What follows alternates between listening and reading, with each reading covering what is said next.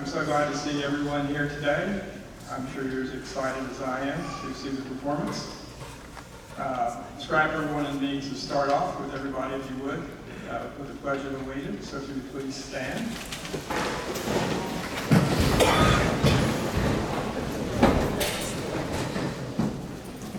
Pledge allegiance to the flag of the United States of America and to the republic for which it stands, one nation, under God, indivisible, with liberty and justice for all. Thank you.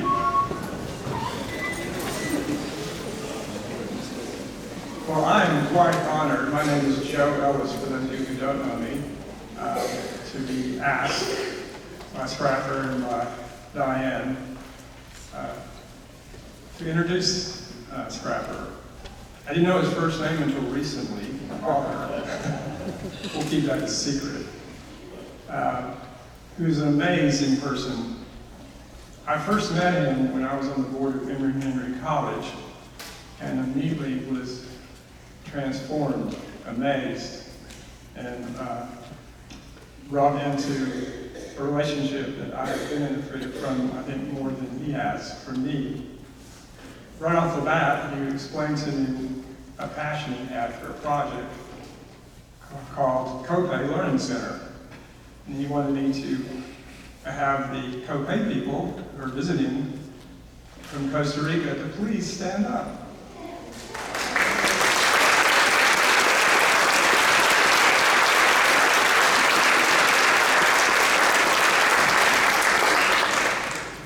I can tell you the passion that Scrapper had for helping people was quite evident in those early board meetings. I think sometimes I spent more time listening to him than our president. I have a former person who's laughing.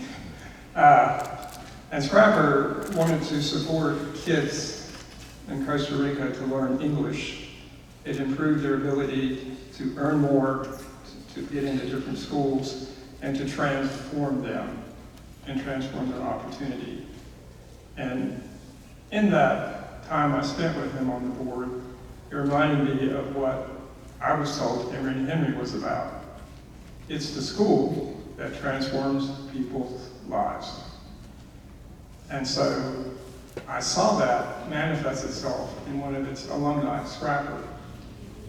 His whole existence seems to be in trying to transform people's lives.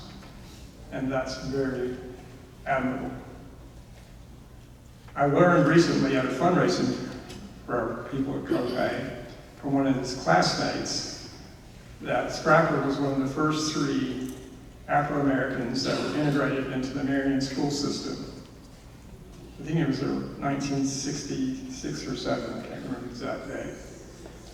The most amazing part of that, she told me, was 2 weeks later they had a class election and he was voted president of their class. That speaks to integrity, to his personality, and his ability to actually love people and people love him back. So I think you're going to see in his performance tonight everything that I have witnessed. And so I'd like to have you give a round of applause to Scrapper Broady.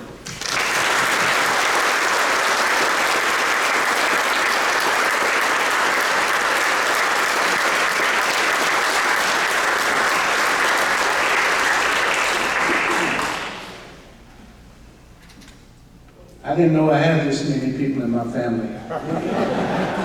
All colors. Thank you all for being here. It's truly, truly an honor beyond your imagination. I spent, well, practically all of my childhood in this theater, all up around that balcony there, because it was the law. It was in 1969 that I got to sit down about midway there, maybe where I see Leah sitting. The movie was A Patch of Blue, Sidney Poitier. That was the last time that I remember being in this theater. And I can tell you firsthand that I would rather be in the balcony. I don't know what we were complaining about. Some of you should go up there and watch this. You might be amazed what the view's like up there. It's beautiful up there. But a lot of memories. I'd like to recognize a few groups and folks here today. They mean a lot to me. I think there's some folks here possibly from Carnegie High celebrating Juneteenth. If you're here, just raise your hand.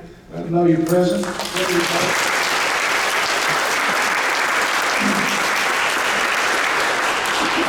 I'm stretching it now. If there's anyone here from Douglas High School in Bristol, Virginia, raise your hand.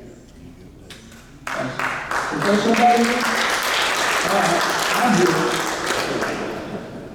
Then we have Marion Senior High, class of 1966. What a great year that was.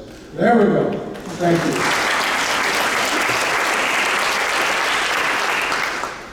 Emory and Henry College affiliates. Really raise your hand. Thank you all. Let's see what else do I have. I have the Blackport Daughters of the American Revolution. There we go. And my friend Walter. Thank you. Let's see, I have some William Campbell, Sons of the American Revolution, members of the line. Which I think I'm still a proud member of, right, John? Okay, good. Any Over Mountain? Victory Trail? All right. And you've heard about our Costa Rican guest. Glad to have you. Now, John Broady. Well, it's taken me about 70 years to get up to the stage. It took me, 17, 18 years to get to the main stage. And now it's taken me another 60 years to get to this part of the stage. So progress is being made. But it's taken John Broady over 177 years to get to this stage. And he's going to be here tonight. I'm going to make sure of that. Now, John was born sometime around 1750. And we believe he passed away sometimes around 1850. There's some sources that say he was 109 years old when he died, and some that say he was 101. 60 years of his life, he was a free man. 40 plus years of his life, he was a slave. I have done numerous presentations about John Broady, standing around talking about John Broady. It got a little tiresome, to be honest, repeating the same thing. And as time wore on, it started to bug me a bit because I wanted to know some of the why or the how things happened for John. I started entertaining scenarios in my head about how he may have been introduced to reading because he was reported to know how to read. Or how did he learn about slavery? Or how did he understand freedom? And so on. So the scenarios that I conjured up, fictitious, are the best representation of what I understand to have been John's understanding, his viewpoint on some of these issues that he was confronted with during his life. So that's what you're going to be entertained with today, if I can get through it. It'll be John Broady. And while I go get John,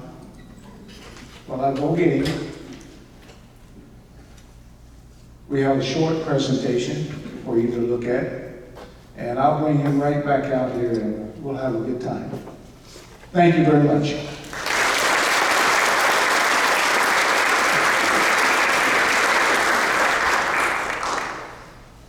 I was born over 270 years ago. These are the faces of some of my descendants. Distant relatives who were unknown to me until now.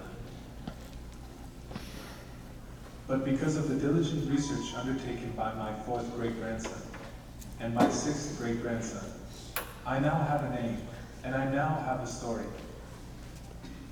I am John Broady.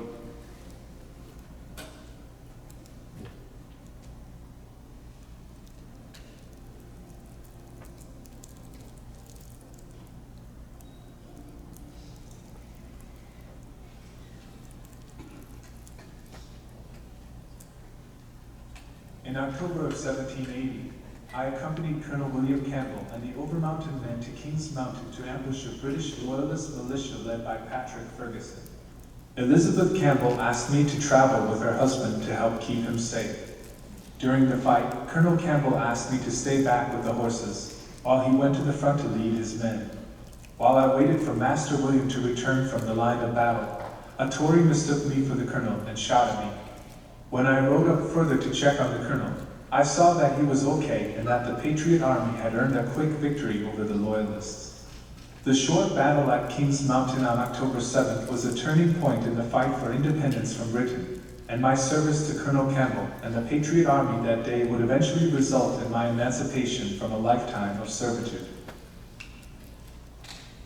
When Colonel Campbell and Mistress Elizabeth Campbell were married, Viney and I were brought together through service to our respective owners. After a few years, I realized that Viney reminded me of what I could remember of my mother. She felt like home, and so I asked to court her and make her my wife. Thanks to Mistress Elizabeth, who made the arrangements, I married Viney late in 1777, and just after Christmas in 1778, our first child was born.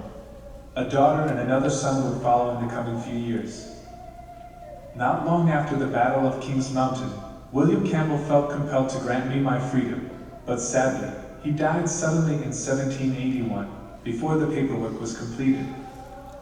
At long last, 12 years later, on September 20th, 1793, William Campbell's daughter and only surviving heir, Sarah Buchanan Campbell Preston, granted me my freedom and a large parcel of good land near Salva.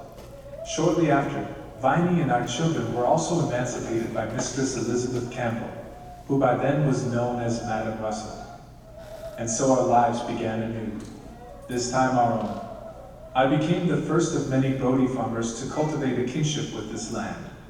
Once a foreign place to me, Virginia would now be forever my home. And in many ways, I led an exceptional life, sharing with my heirs the gift of a brave and enduring spirit.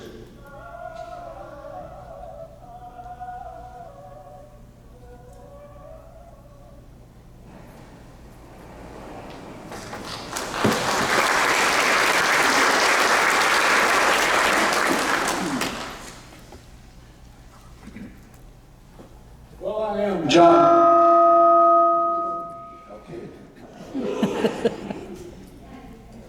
I think we turned it on.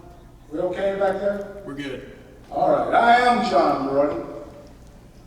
I am a slave. I'm about 30 years old.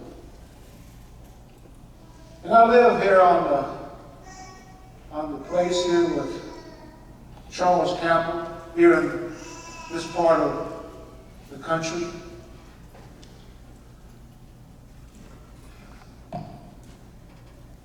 Master Charles had this old couple take care of me.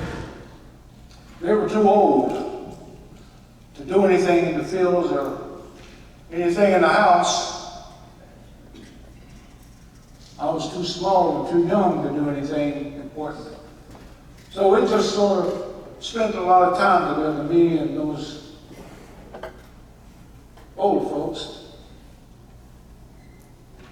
At first, we didn't talk much because I didn't understand them. They didn't know my language. I didn't know theirs. I just watched them every day. And after a while, I learned what they were saying and what they were doing. It wasn't too long that I started talking some of the language, so it started to work out all right. One day this boy came up to me. He said, "My name is William. William Campbell." Now, William was a little older than me, bigger. He was taller. And almost there right off, he was even smarter. He was Master Charles's son. He only had one son. But he had the home of the land. And that day, Master Will said to me, "John, go with me." You see, Master Will had this special place out there beyond the tree line that he would go off to, he told me. And he said, "I want you to go with me out there to that tree line." And off we went. Off we went. When we got there, there was an old fallen tree lying there. That tree had just been laying there for quite a while, and Master Will hopped up on one end of that tree, like on a horse. He said, "John, you can hop up on that end of it." And up on that limb, of that branch and that tree and that log and all this stuff around, I jumped up there and I looked like I was on a horse too. And then Master Will just sit there and stared at me. I stared at him. He stared at me. He just didn't seem to have much to say, but I noticed something. I noticed his clothes, looking a little proper. Nice shirt he had on, nice breeches, shoes. I looked down at mine, and they're basically rags and torn, and I don't remember if I had shoes on. But we never said anything until he said, "John, it's time to go." And we went on back to the big house. Now, a few days later, old Master Will showed up again. "John, come on, let's go back out to that log." And off we went. I was glad I got with him. We got there and hopped up on that bit log, and he got up there like on a horse. I got on my end like a horse. And he said, "John, do you want to know how to read? Do you want to know how to read, John?" Well, Master Will, I don't know what read means. You see, that old couple that I know that I live with, they don't ever talk about a word like that. I don't know what read means. What do you mean, read? Master Will, he just looked at me and he said, "It's time to go, John." We hopped down and running off back to that big house. That's where he lived. I lived in the shack behind the big house. Here we go again, number 3, third time. Master Will comes by and he says, "John, let's go back over there to the tree line." And I went with him. We got there. We got up on the log. We looked at each other like we always do. Something like a ritual we were going through. And then he hopped down. He walked over towards me, and he was coming towards me. He reached in his pocket. And he pulled out a book and said, "John, I'm going to teach you to read today. Come over here." I hopped down and stood next to him, and he said, "This is called a book. These are called pages. And on the pages are words. And the first words here read, "The sun shines brightly." The sun shines brightly. He looked at me, and I guess I looked dumbfounded. I don't know what he's talking about. But he said, yeah, that's what it says. The sun shines brightly. Then Master Will looked up in the sky. And through the trees, there was a bright sunshine. It was beaming down like water flowing from the mountainside. He said, "John, the sun shines brightly." And he looked at me, and I looked at him, and he started to smile. He said, "John, I think you're learning to read." He put my finger on the book, and he said, "Read it." I said, "The sun shines brightly." The sun shines brightly.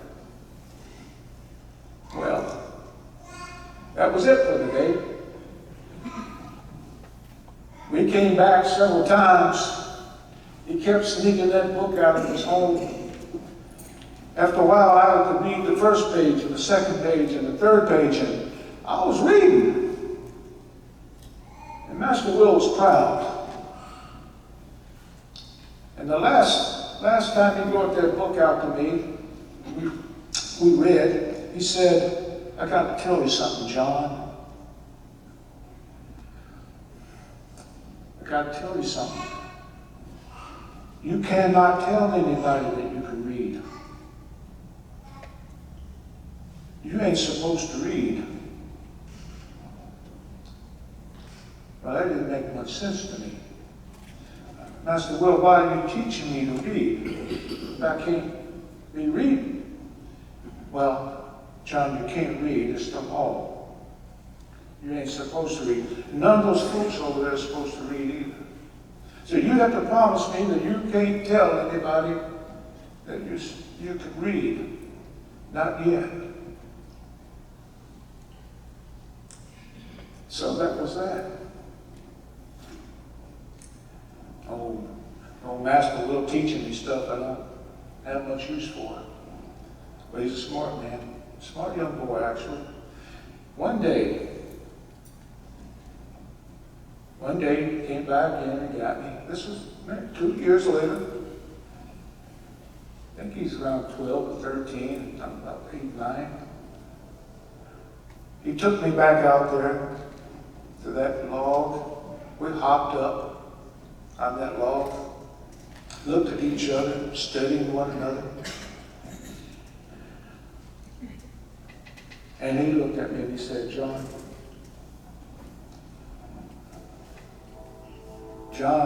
you're a slave. You're a slave, John. I said, Master Will, I don't know what a slave is. You see, those old folks, when they talk, they don't make any words about slaves. I never heard the word slave before. He said, well, John, you're a slave. Well, what makes me a slave, Master Will? He said, well, you see those horses fenced in over there? Yeah. You see those cows next to the barn and those chickens in the coop? Yeah. This house, this property, and you all belong to my Papa. He owns you. He owns the horses. He owns the cows and the chickens and the house. And John, he owns you. Well, Master Will, I still don't know what it means to be a slave. And he said, "You don't have any freedom, John." I told Master Will, "You keep throwing these words at me that I don't know anything about. I tell you, those old folks ain't brought nothing up about no freedom either. They just go through their day every day, mind their business. I don't know about reading, I don't know about slaves, I don't know about freedom." He said, "Well, I'll tell you about freedom." And he went back again, see those horses, see those cows, see those chickens. They don't have any freedom. They can't go where they want to go, when they want to go. They can't do what they want to do when they want to do it. They belong to somebody. And you belong to Master Will, Master Charles. You can't go anywhere. I said, "Well, I'm still kind of confused." And once again, Master Will looks up at the sky and he says, "Oh, see that bird? That bird can fly here and there, anywhere it wants to fly. That bird has freedom.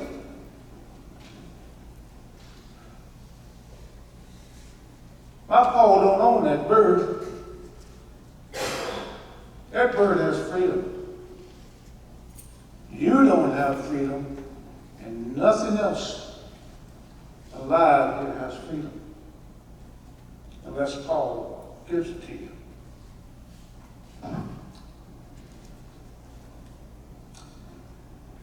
Master Will then said this to me,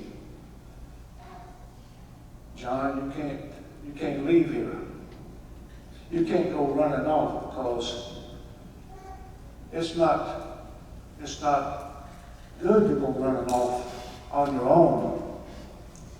You know, right up the road there's a slave master that beats and punishes and even kills his slaves if he feels like it. And there's bounty hunters running around and catch you running around without a Paul or somebody that he's got watching after you. They'll take you. They'll take you and sell you. So you have to promise me, John, that you won't run away."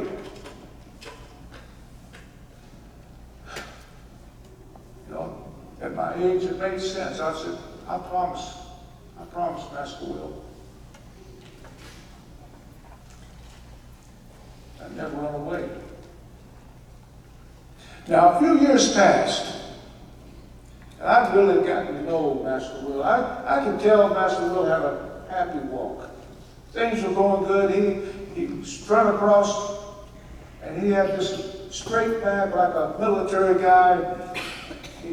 He had this what I call a happy walk. I watched him. But then he got a little older, and I noticed one day that he wasn't walking quite the same. It was about that time that Paul died. Now, Master Charles must have been an important guy. He passed away, and all of a sudden there was these fancy buggies and coaches and carriages showing up at the house. People were getting off that buggy with fancy hats and fancy dresses. The men wearing top coats and top hats, and they were all coming there to pay their respect. For Master Charles passed away. I've never seen so much commotion for somebody dying or dead. I just kind of watched that. And I watched Master Will. He was taking it hard because he and his Paul were pretty close. But something occurred to me. Master Will had said to me that Paul owned me. But I wondered, can a dead man own something? Was I free? Was I now a free person? After the commotion ended, Master Will was kind of walking around. I said, Master Will, will you go with me out to the log? I got something I want to ask you. Sure.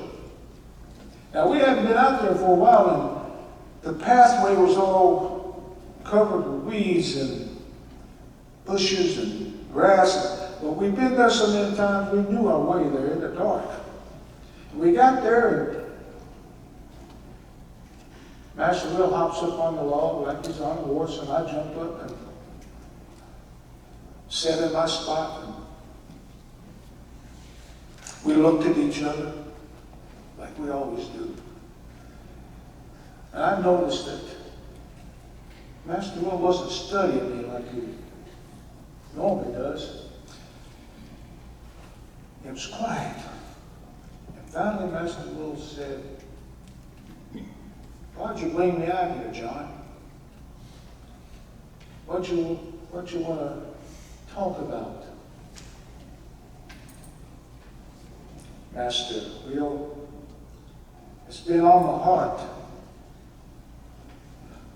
You told me a few years ago that your pa owned me. I want to know, now that he's gone, I want to know, am I still a slave? Master Will lowered his head, wouldn't make eye contact with me.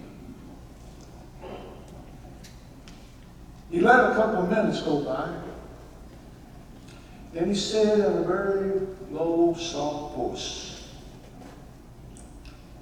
"John, I own you now." "John, yes, you're still a slave." And we got to go. So I followed Master Will back to the big house, but on the way, I just happened to look up and glanced up, and there was that bird. I thought, that's a free bird. Just flying, freedom. I know what that bird might be thinking right now. Maybe I'll be free one day.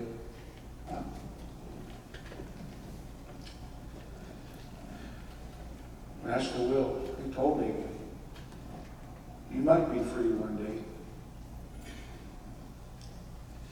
Well, things started to happen. There was a lot of trouble with the British. More soldiers were showing up, and there were skirmishes and fights, and Master Will had become kind of the leader of the militia in this part of the country. He was under the command, I think, of a guy named Patriot at the time.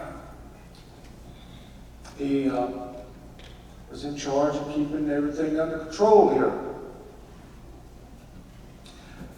One day he came and said, I did something kind of interesting, John. Me and a few other planters and farmers got together, and we wrote this paper up, and we sent it off to Lord Dunmore. Told him to give this to the British Crown, and he said, I don't know if I've overdone it, but it's called the Fincastle Papers. We just told them that we'll die before we give up our freedom. I thought that was peculiar. I never imagined in all those years that Master Will would be worried about his freedom. I was worried about mine, but I never thought Master Will would be worried about his freedom. It was confusing to me. It was confusing to me that people who cherished freedom to the point that they would die would keep people without freedom. I don't know if you can follow that, but it just seemed to me that if you value freedom, why would you keep people slaves? Why would you not want freedom for everybody? But it was confusing for me. I couldn't work that out. And I'll tell you another thing that was confusing. After these skirmishes and these battles start getting serious, I heard rumor that the British Crown put the word out that if any slaves would run away from their masters, if they would escape, they could fight with the British soldiers and earn their freedom. Again, confusing. You take slaves to fight with you to take freedom from people. I couldn't quite get that to work out in my mind. It was very confusing. This whole thing about freedom.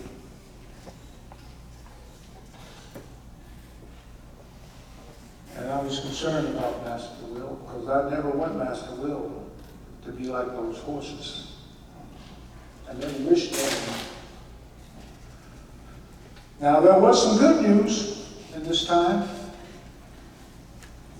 You know, Master Will was running up and down the road, and he liked to go to Hanover and visit with his friend Patriot. And one day, Master Will comes home with a bride. He brings his bride home from Hanover. Now, her God's given name was Elizabeth Henry. But Master Will liked to call her Betsy. And so I started calling her Miss Betsy. Now, Miss Betsy was something special. She come down this part of the country. This is like on the end of the wilderness. She wasn't one of those old soft, fancy women up there in the big city.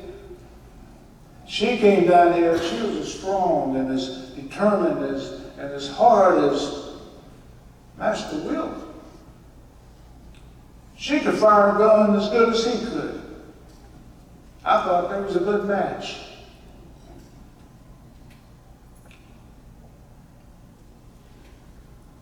One day, Miss Betsy fetched me. She said, "John, I'm hearing some news about a big battle that's going to take place down south. There's this Major Ferguson that's bragging that he's going to end this war, that he's got enough men that he's going to run to the south and he is going to wipe out anybody resisting the British Crown. Major Ferguson, he's got a whole bunch of militia running with him. And I believe Master Will, your Master Will is going to be going down there to fight. But I want you to go with him. I want you to help keep him safe and protect him. Will you do that?" "Yes, Miss Betsy, I sure will." And I'll tell you, I was walking away from Miss Betsy and I'm thinking, she may run stuff around this place. She may be as good as Master Will for some things, but she ain't telling Master Will nothing when it comes to fighting. If Master Will wants me to go, he'll tell me. Miss Betsy ain't telling me to go. Master Will will have to tell me to go. I know that. I know Master Will. You know, there's some things you don't tell Master Will. But sure enough, a couple of days later, Master Will said, "John, pack your stuff. We got to go down south." Apparently there was these colonels, Sevier and Shelby, had gotten word to Master Will that we needed to bring some folks down south to head off this Ferguson guy. Stop this stuff. So, about 400 farmers from around here gathered up, and they ended up over at Captain Colville's place over near Wolf Creek. That night there's about 400 of them all gathered, farmers, planters. They weren't really military people, but they brought their guns and that. They was ready. The next day, they took off. Then they got down to the Sycamore Shoals, and old Reverend Sam Bilks preached. He preached a fiery sermon that day. He sent us all off in a good way. We crossed over the Blue Ridge and down to Morgantown and ended up at the cow pens. It was hard, treacherous and wet. We had made camp with both Severe and with Shelby and some others on the way. And by the time we got there, we had about 1,400 men. Now, while we were at the cow pens, all the officers got together and made Master Will the commander of all of them. I felt pretty good about that. Made him the commander. And he sent out a couple spies that night. And they came back and said, we know where Major Ferguson is. He is sitting up on top of King's Mountain, perched up there like a bird. All of his men. Master Will took a bunch of the fastest, fleetest, and took off. The next morning they were camped out around the base of that mountain. Master Will called me over and said, John, I'm going to give you my coat, my military coat. This colorful coat isn't good to be running around out here. It's like a target on your back. So you take my coat, John, and you take my old horse, Baldface, and you go off over there out of the way while we do this fight. And I did. I was ordered. I did what I was supposed to do.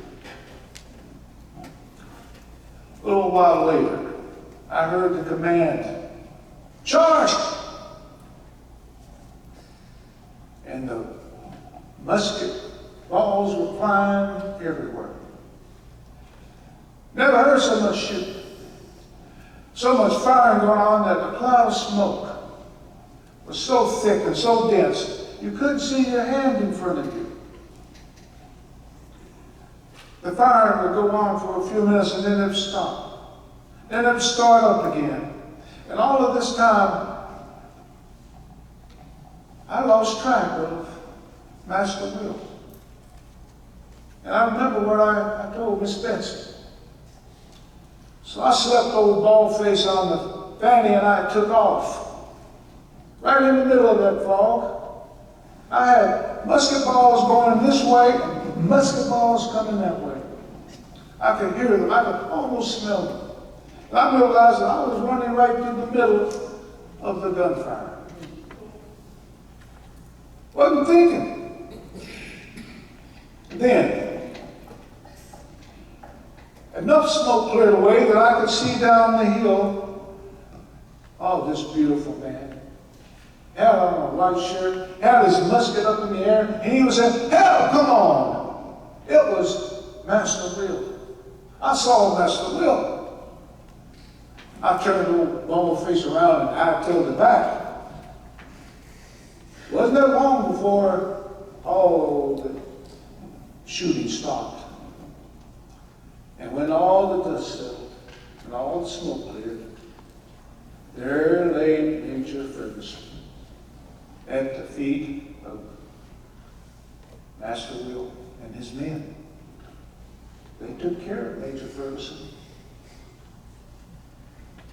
Killed most of the men, carried some back. We lost a few. And you know, there was a guy there, another slave there named Esaias Bowman. Yeah. There was about 17 slaves and freedmen that was in that battle. So we were there. But we headed on back to the cow pens, and then we made our way on back up to the muster ground over near Wolf's Creek. All those men loved Master Will. They saw him as the hero. And he was the hero. He was the hero to those men. I was a hero. I was a hero to Miss Betsy. I brought Master Will back. And me and Miss Betsy, we got along well. Got along well. But that was a very, very treacherous time.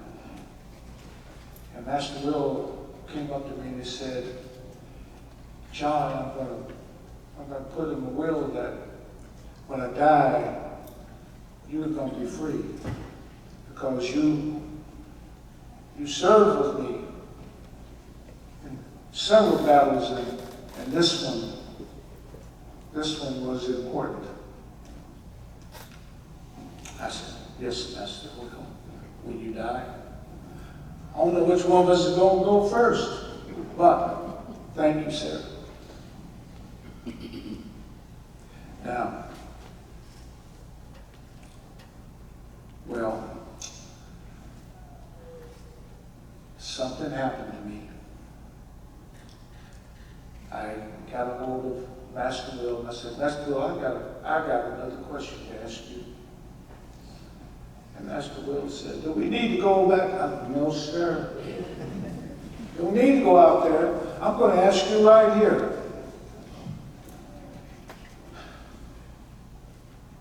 He said, well, what is it, John? Master Will,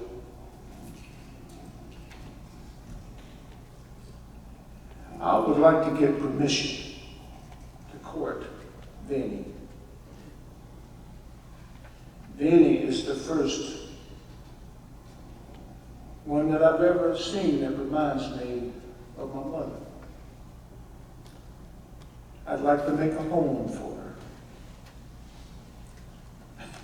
Master Will looked at, he had this huge grin on his face. I don't know what was funny, but he looked at me and this big grin and he said, John, all these years I've never known you to find fancy and interest in a woman. I said, well, Master Will, this is the first time I've ever seen one that reminds me of my mother. He said, well, I got to tell you, John, I can't give you permission. You see, Benny belongs to Miss Betsy. Miss Betsy has to give you permission.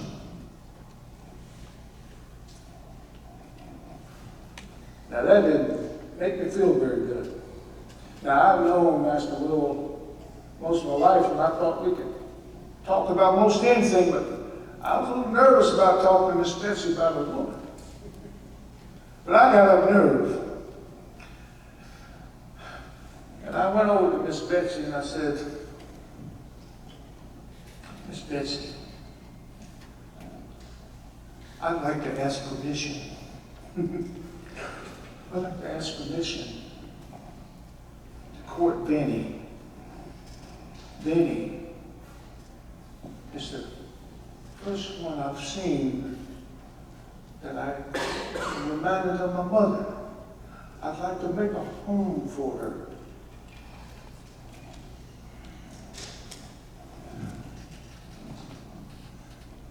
Miss Betsy looked at me.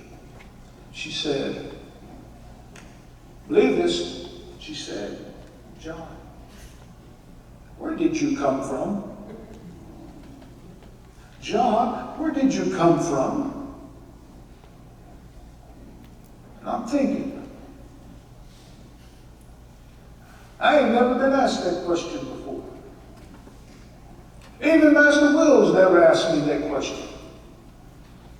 But it's been locked up in my heart all my life, where I came from. And I couldn't tell anybody where I came from. And I said, Miss Betsy, I don't remember much about where I came from, but it was high up in a mountain. The trees looked like they touched the sky. Down below, there was luscious, beautiful valleys. Fruits and nuts grew. And you know, there was little men playing in the trees, swinging around and playing. I used to tell people about that, and they laughed at me, and I stopped telling them.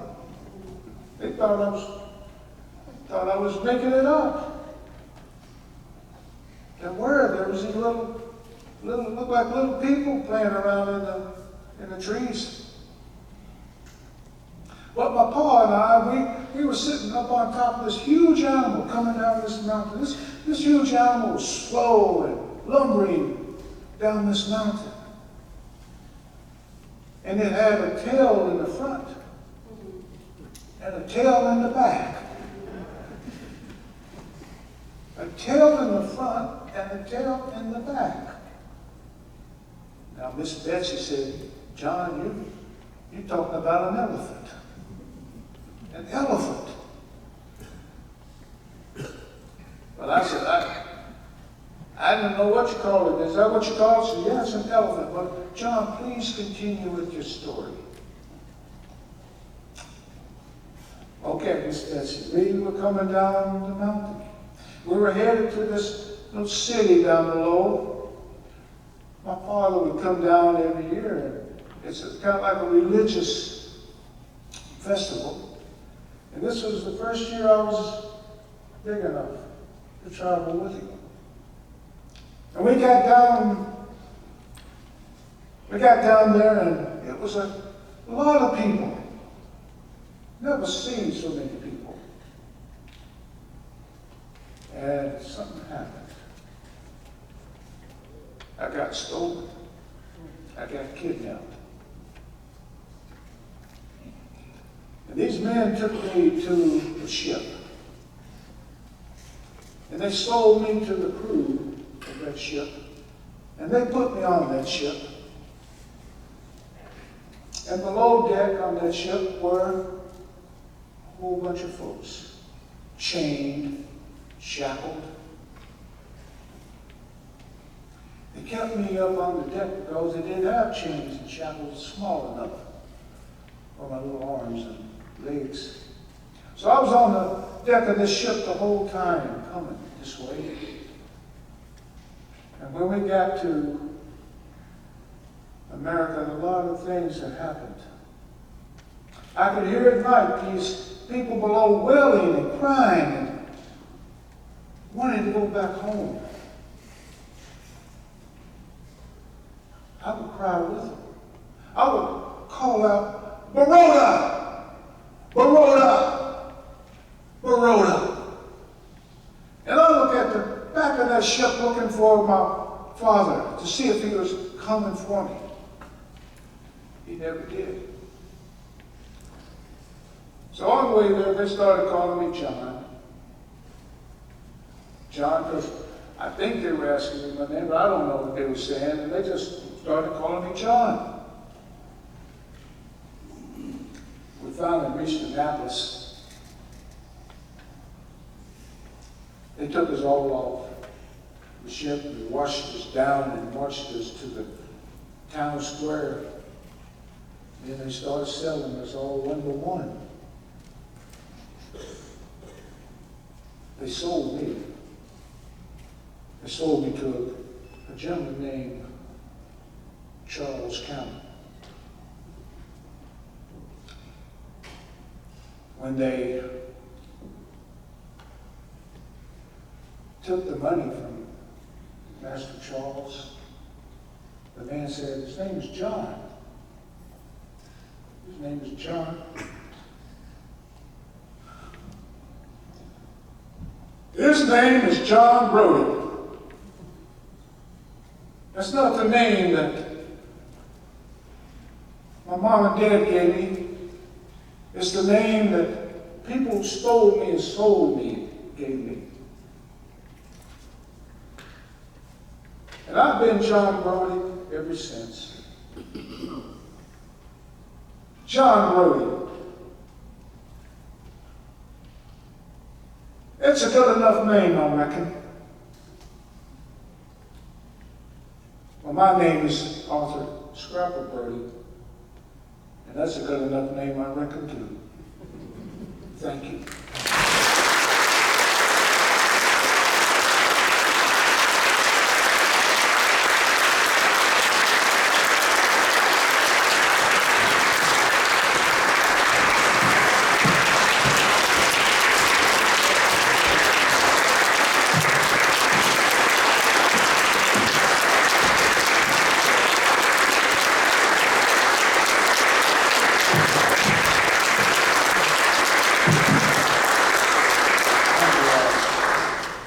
I just want to thank you so much. You're more kind than I deserve. That's tough. You know, that's never been delivered before. This is the first time.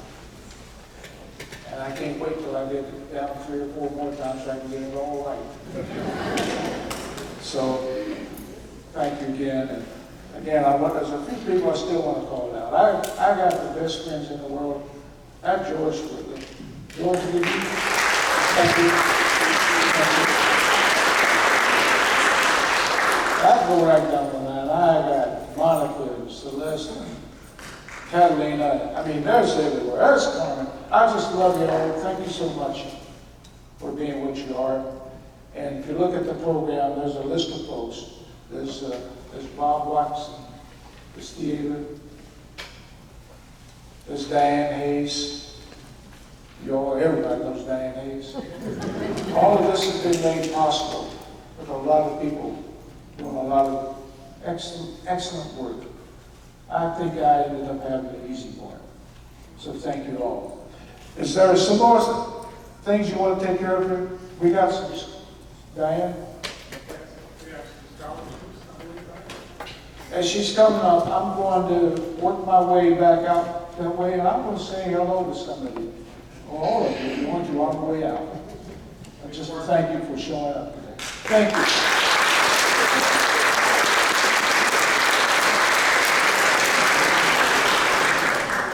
So how many people were like me and now have been thinking about the Scrapper?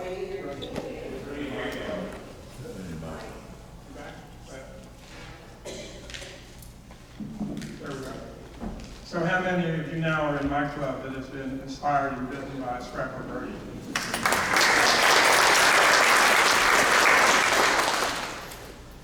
On your exit, if you feel compelled, there is a donation box if you'd like to leave a donation on your way out. And I'm going to turn it over to Diane. She's got some scholarships and some. Well, I'm still Diane Hayes. A few years back, we decided to have a Back to Iron Street Juneteenth celebration. The idea for that came about my cousin Stevie Foster, my sister Deborah Hayes, Ben Jackson, and some other folks here in Marion. I didn't live here then, but I heard about it. And over the years, things happened, and we never did get to have that celebration until about, I think it was 2 years ago. We had the Juneteenth celebration, and we recognized the folks who went to school at Carnegie. The oldest graduate that we had from Carnegie is my Aunt Ann Hall Foster Jackson. She's 96 years old. She's here tonight, or today.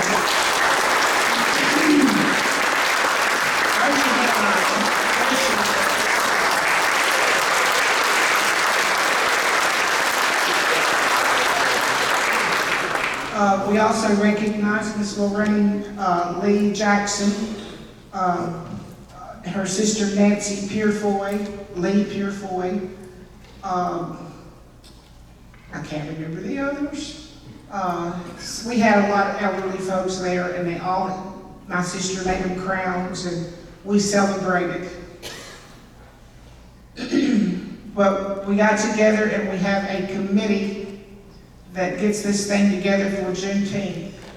I would like to thank Miss Susie Jennings, my sister Deborah Hayes for being here. They're on the town council. I'd also like to thank the board of Mount Pleasant Museum. We have Miss Gina Roberts, Miss Joanne Grosgross, and of course Vince, the dancing man. They handle all the things at Mount Pleasant that we do behind the scenes. I would also like to thank Helping Our Community. I'm a member of that group, and we get together 2 weekends out of every year, and we do all kinds of projects around the county, things like painting and washing windows and fixing decks and going up to the to the police station and landscaping and painting the deck on the back. Several things we've done for people just out in the community who might need new wiring in their house. But I'm also like to recognize Ms. Orr from Saltville, the museum over there. I'm on that board also. I would also like to thank Rose from the library director. I love libraries. I worked in one for 33 years, so I have a special place in my heart for libraries. I contacted Scrapper and asked him if he could come, and he said he was going to try to make arrangements to be here. So give him another hand.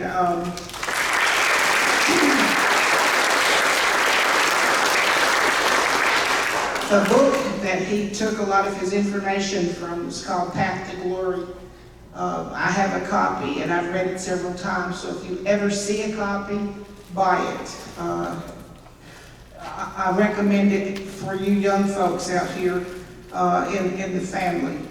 Now, we're going to give out scholarships.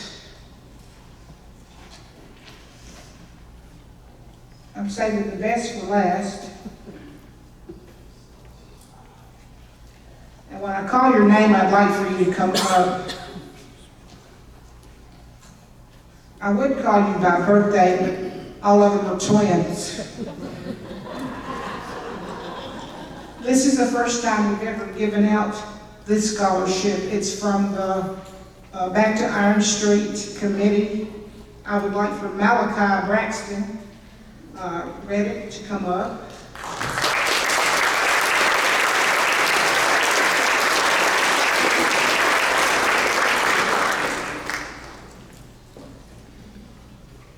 I would like for his brother to come up, Micah.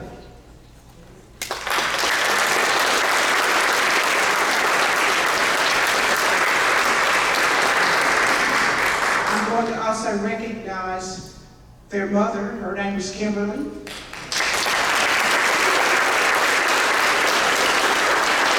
And their grandmother is Mary Elizabeth Smyth Braxton.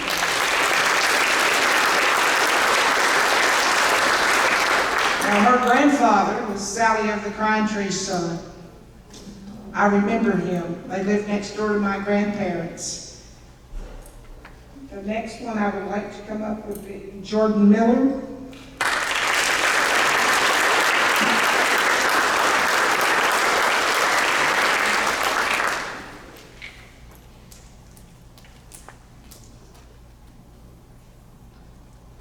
Jalen Miller.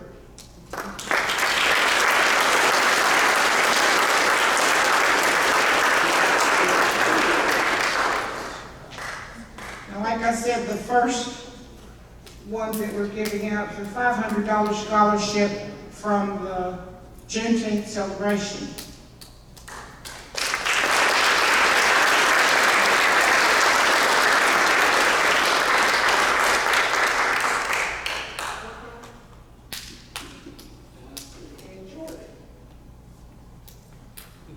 All of these folks, these young men, have a long history here in the county.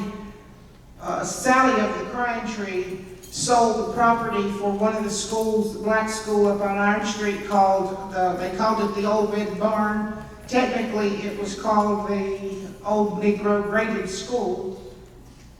Sally owned the property, and the black community purchased that property when a courthouse was torn down in 1905. They took the scraps of that courthouse and built that school. The second school, well, they're the one, but give me a minute. The history of this, the other scholarship that I'm going to give out, the person had to be a descendant of either the Old Negro Graded School or Carnegie.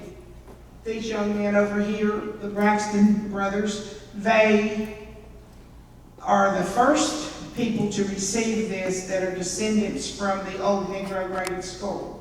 So give them a hand.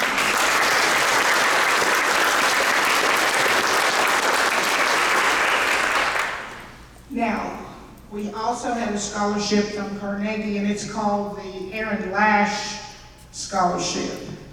And the Miller boys, their great-great-great-great-grandmother's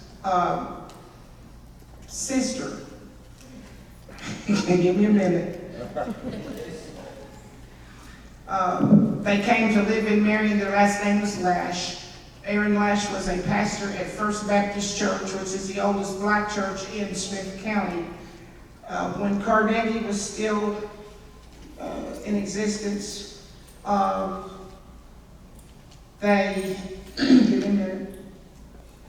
Mr. Lash wanted a gymnasium put on Carnegie, and that did not happen. Schools integrated, and it never happened. So the money for that stayed in the bank for years and years and years. And it drew a lot of interest. We had a lot of money.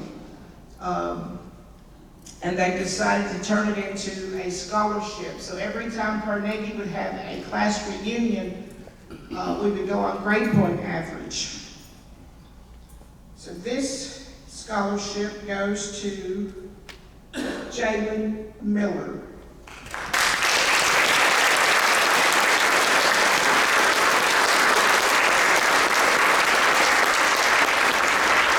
The last one we gave out, their sister won it. So, and one of the Nancy Purefoy's nieces, I can't remember her name, but she's a daughter of Jimmy Lee. They got the last one, but we hope to continue to do this every year.